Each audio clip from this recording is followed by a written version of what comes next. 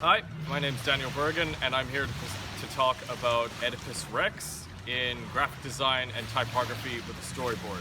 The first panel I want to talk about is Oedipus being breastfed, which, if you know how the story goes about, that's quite an awful image to really look at. So that was something I really wanted to look into. I guess my inspiration for doing Oedipus Rex while doing this was a story that persuaded me simply because of the masks and the costume design. None of the original themes or anything really was what drew me, but it took time. Originally, all I thought about was the shock and the but once kind of, I tried to implement that in the first round of things, and that kind of hit a brick wall and went nowhere, and kind of had to reevaluate everything, my own vision on it.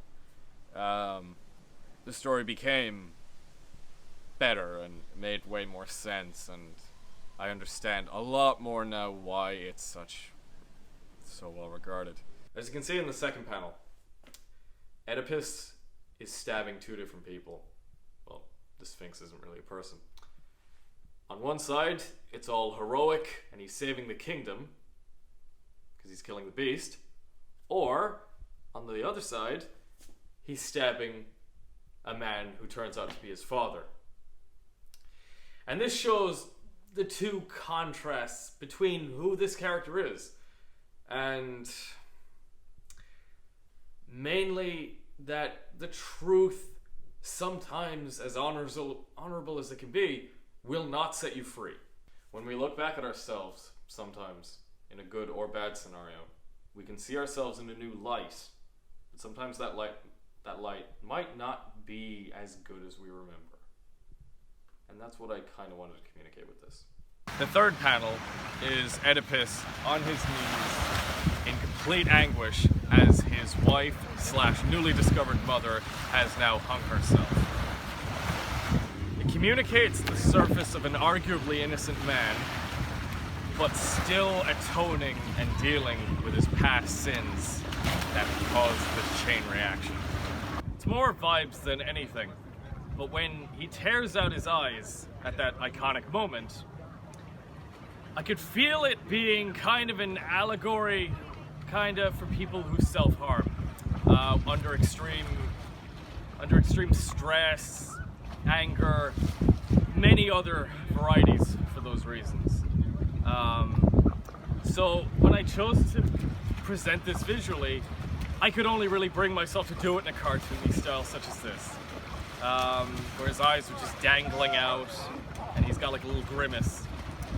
I kind of had to do this because I felt I couldn't show this realistically, or bring myself to do it and be respectful of it, to myself and to other people looking at it. But I think this was the right way to show what he had done, and once he had known what he had done, he tore his eyes out one by one. In time, with practice, I'll be able to show self-harm in a respectful and proper way in my art in due time. In the fifth panel, Oedipus is wrapping bandages around his newly found eye sockets that are dripping with blood, almost to the point where he is literally crying blood. And the three things I want to communicate with that image alone is pain, anguish. You could argue they're the same thing, but in some ways they're not. And the third one, self-pity, or self-destructiveness, or wallowing in your own misery. This could arguably be the most damning thing of all for him. And I think I can communicate that while he's covering his newly rawed eye sockets. In the sixth panel, Oedipus, now with his bandages fully over his head, with blood still dripping from them, breaks the crown, as in one final act of letting go, maybe? And there's just this sense of calm as he does it, engulfed in a sad acceptance, and then proceeds to leave. So in the 7th panel, Oedipus is about to leave. All his followers are around him and his daughters are hugging him, and you can just see the despair in their eyes as their father, who is about to leave, and their mother has just died. And basically, Oedipus is just looking on into the future about whatever it is he is going to do, even though there's no hope, really, for anyone at all. And yet there's a sense of calm and acceptance as he does this. And I guess that's just a metaphor for moving on, maybe? I'd say it's powerful because you can look at everything you've gone through and just move on. Look up, even without your eyes. And ironically, in his case, look to the future. So when all is said and done by the end of the story, baby Oedipus is on the mountain, staring off as he's abandoned. And on the right is the current Oedipus that we all know by the end of the story, walking down the steps from the kingdom that he once ruled. And as he's on the steps, and as he also is on the mountain, they stare at each other.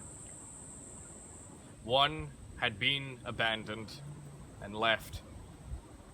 The other chose to abandon and be alone. Which is also one of the biggest elements of this story, and what I wanted to incorporate into this: choice. He chose everything.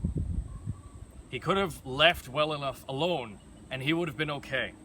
And even when he found out everything that happened, he had help right there. Nobody really turned against him. Maybe a few outspeakers. That was it. But instead, no. He just keeps going down and down and down and down until eventually he's outcasted himself, blinded, nowhere to go. Same as when he was a baby. Except maybe even when he was a baby he could see clearer. So for the final panel, number 9, I decided to kind of end things with an American-style comic book cover. As we were going over reviews and style guides and everything like that, we discovered that I tend to very much draw in a very chapter book boys kind of comic style. So much like religion comics from America that would take classic stories and try and make it appeal to young boys, I thought I could try and do that kind of style for this, and could capture everything I wanted to talk about in this simple but eye-catching style. The main reason this story works so well is because Oedipus is his own worst enemy in this entire story. And really, as self-indulgent as this is gonna sound, I too have done a bad thing that caused a chain reaction of disastrous effects that rippled into even worse things until you hit rock bottom and create a personal hell for yourself, which is essentially what he did too. And that's why I found the story so inspiring and fascinating the second time around. And I think that's why a lot of people also find the story very fascinating. And at the end of the day, that's why it stood the test of time after, 2,500 years, something like that? And I think we can all learn from it. And unlike him, move on from what happened and actually see, if you will. And that's what I like to think that I captured in these panels as best I could. Maybe a bit too simplistic, but in a way of getting my own thoughts on paper with the text and with the imagery. and I hope you liked it, because I liked making